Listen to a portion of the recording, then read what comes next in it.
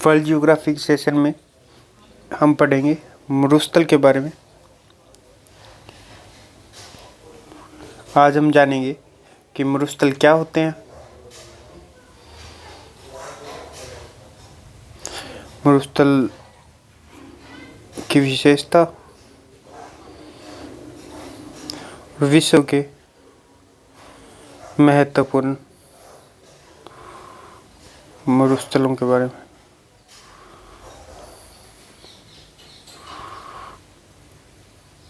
सबसे पहले मरुस्थल क्या होते हैं।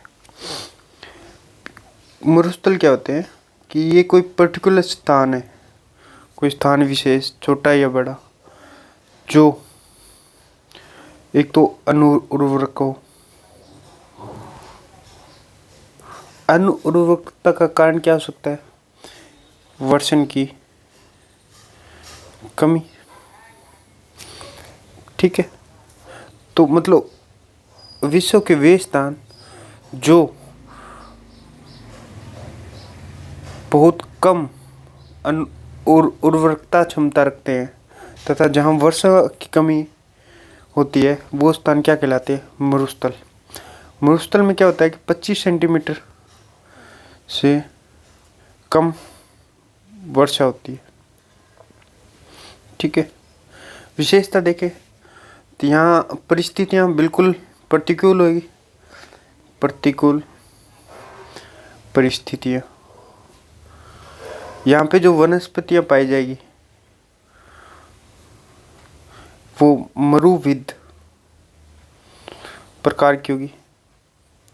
इनकी विशेषता क्या होती है कि इनकी जड़ें लंबी होती है ताकि ये गहराई में जाके पानी को अवशोषित कर सके, क्योंकि मरुस्थल है तो पानी की वैसे भी कमी है, वर्षा वैसे भी नहीं होती, तो एकदम गहराई में जाके पानी को अवशोषण कर सके, इसलिए इनकी जड़ें लंबी होती है। पत्तियाँ क्या होती है? पत्तियाँ होती है छोटी या न के बराबर, क्योंकि वाष्पोत्सर्जन की क्रिया को न्यूनतम करने के लिए ऐसा होता है। ये प्राकृतिक होती है। ठीक है, क्योंकि जहाँ जिस प्रवेश में रहते हैं ना वनस्पति जीव पौधे विकसित होते हैं, वो उसी के अनुरूप खुद को ना विकसित कर लेते हैं।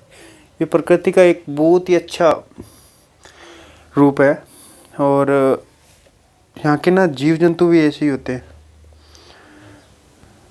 ज़्यादा बाल नहीं होंगे इनके जीव जंतुओं के, कम बाल होंगे, ज़्यादा पानी स्टोरेज करेंगे।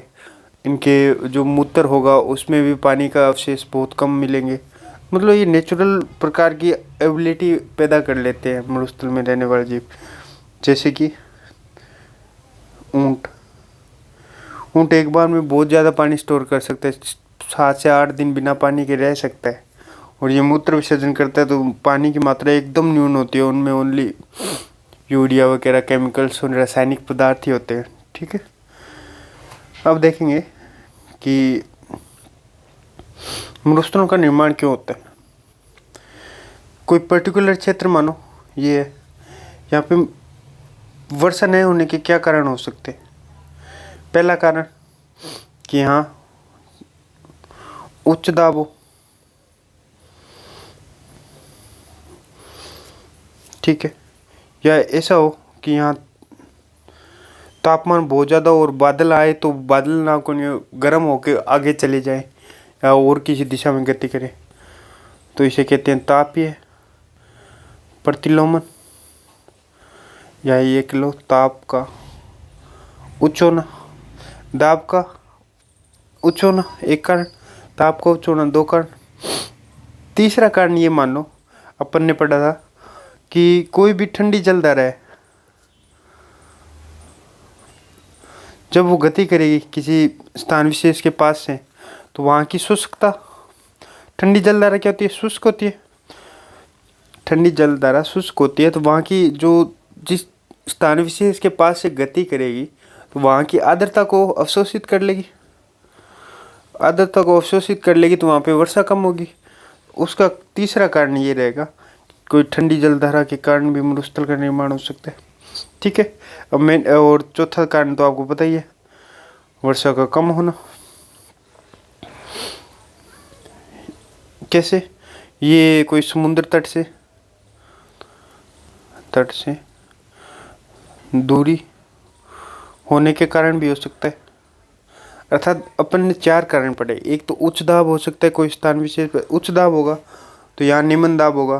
तो हमेशा वायु किस ओर गति करेगी? पानी, जो वर्षा का पानी है, वर्षा के पौने हैं, वो उच्च दाब से निम्न दाब की ओर गति करेगी, न कि निम्न दाब से उच्च दाब की ओर।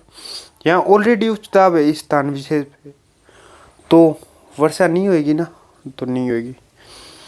फिर दूसरा कारण बताया मैंने, तापीय प्रतिलोमन, कि तापमान ज़्यादा हो जाए। तो यहाँ पे चलो मान लिया कि बादल आ भी गए, यहाँ पे अचानक बादल आए और उनको लगा कि यहाँ तापमान ज़्यादा है, तो जो पानी की बूंदें है वो वाष्पीकरण होके और आगे चली जाएगी, हल्की होके और ऊपर उठ जाएगी, वो वर्षा तो नहीं करेगी।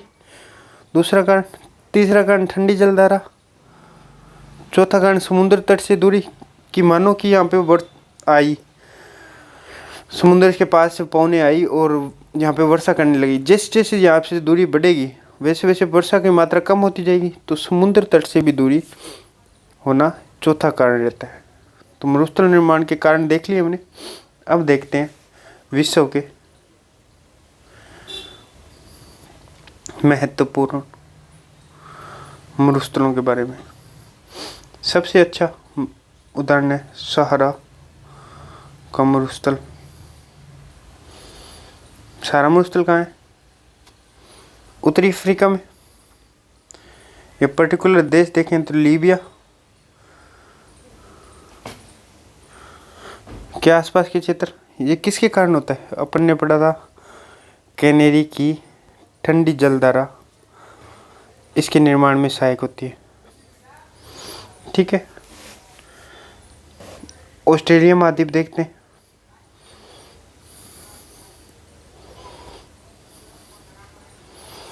ऑस्ट्रेलिया महाद्वीप पर जो है मरुस्थल है, एक है स्टुअर्ट, एक सिप्सन, एक गिब्सन, एक ग्रैंड सैंडी,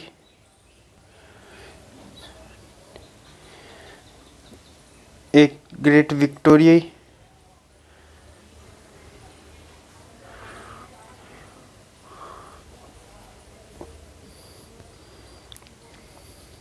एक बारबटन। आरएस मेंस में इस बार क्वेश्चन आया था कि ऑस्ट्रेलिया के 6 मरुस्थलों के नाम बताओ, तो देख लो, Stuart, Simpson, Gibson, grand Sandy, great Victoria, Barberton. ठीक है। अब सऊदी अरब में भी 2 है,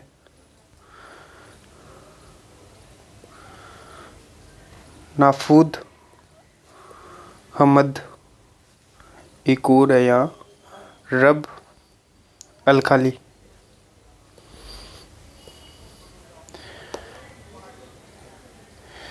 चीन में 2 मरुस्थल है, जो चीन के बीच में वो है तकला मकान, जो मंगोलिया व चीन के बीच में ये ठंडा मरुस्थल है, भी इसे कहते हैं गोबी मरुस्थल। ठीक है। यूएसए में है, एक है मोजावे। ठीक है। दूसरा है जो मैक्सिको व यूएसए की सीमा पर है, और जो डोंकी मूवी आई थी उसमें भी दिखाया गया है एक मरुस्थल के बारे में, तो वो यही है। कौन सा? सोनोरान मरुस्थल। मतलब देखो, ऐसे याद रख सकते हो, यूएसए में सोना ज़्यादा है, यूएसए में सोना ही सोना है, क्योंकि वहाँ पे डेवलप है। और मैक्सिको वाले क्या है, थोड़े से गरीब लोग रहते हैं, तो मैक्सिको से यूएसए जाते हैं लोग। कौन से, किस लिए? सोना कमाने के लिए। कौन से मरुस्थल से होके? सोनोरान मरुस्थल से होके। ठीक है। और एक कहाँ पे? मोजावे। एक हमने पढ़ा था नामीबी मरुस्थल, ये कहाँ पे है? नामीबिया, जहाँ से मोदी जी चीते लेके आए थे, एमपी में रखे हैं वो, नामीबिया। ठीक है। अफ्रीका की कंट्री है, दक्षिणी अफ्रीका की कंट्री है। एक मरुस्थल है सोमाली, शुमाली तट, जहाँ से वर्षा जो अपने वर्षा धारा पड़ेंगे वहाँ पे देखेंगे तो सोमालिया में शुमाली तट।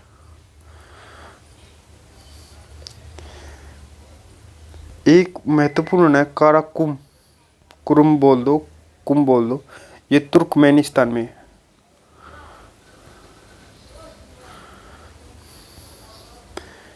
ठीक है। एक पेंटा गोनिया मरुस्थल अर्जेंटीना में। ठीक है। अपने ना मित्र देश है एक ईरान, तो इसके एक पूर्वी भाग में, एक पश्चिमी भाग में, सॉरी दक्षिणी भाग में।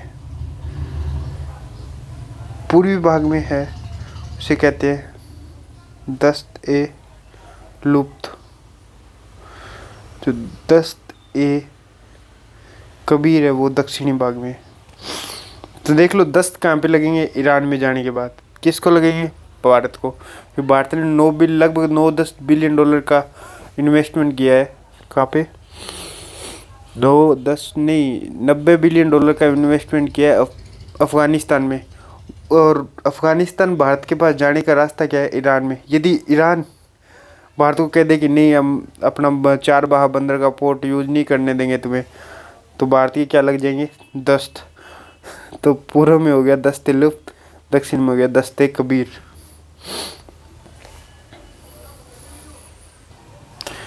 और एक लास्ट रहता है, वो रहता है अटाकामा मरुस्थल, ये दक्षिण अमेरिका, चिली और पेरू। इसका निर्माण पेरू की ठंडी जलधारा के कारण। ठीक है। इसके साथ ही ना अपने याद रख सकते हैं कि एक मरुस्थल है वो साइबेरिया का मैदान। कहाँ है? साइबेरिया का मैदान है रूस में। और साइबेरिया का मरुस्थल भी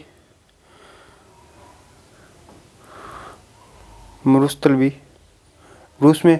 साइबेरिया का पठार भी रूस में। ठीक है। अब मैप में देख लेते हैं अपने थोड़ा सा इनको, ताकि अपने याद हो। तो अपन ने पढ़ा था यूएसए में,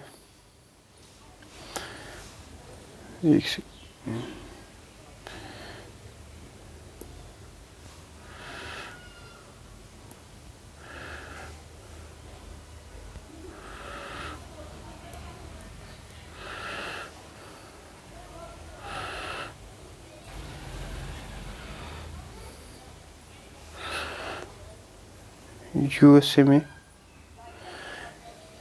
मोजावे, यूएसए और मेक्सिको की बॉर्डर पे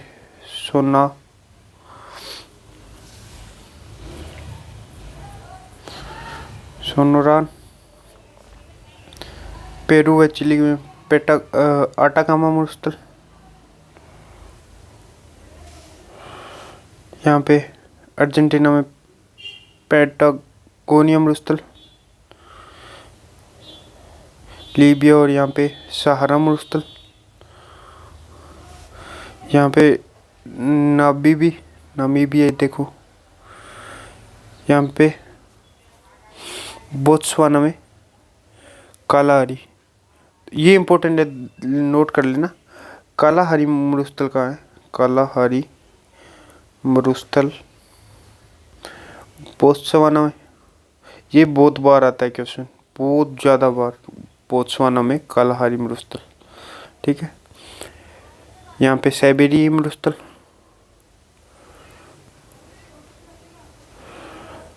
चीन और मंगोलिया के बीच में ये है गोबी मरुस्थल।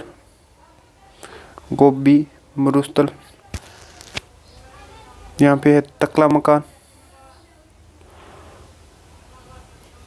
ठीक है। ये तुर्कमेनिस्तान में है, उसे कहते हैं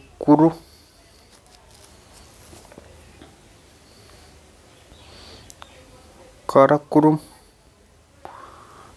बोल दो, काराकुरुम बोल दो। ठीक है।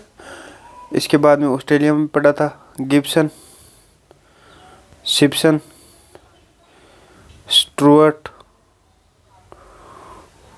गिब्सन, सिप्सन, स्टुअर्ट और great Sandy, बारबटन, great Victoria,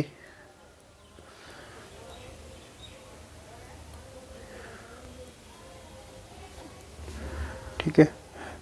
Saudi अरब में देखो 2 पढ़े थे अपन ने, सऊदी में नाफूद हमद, नाफूद हमद।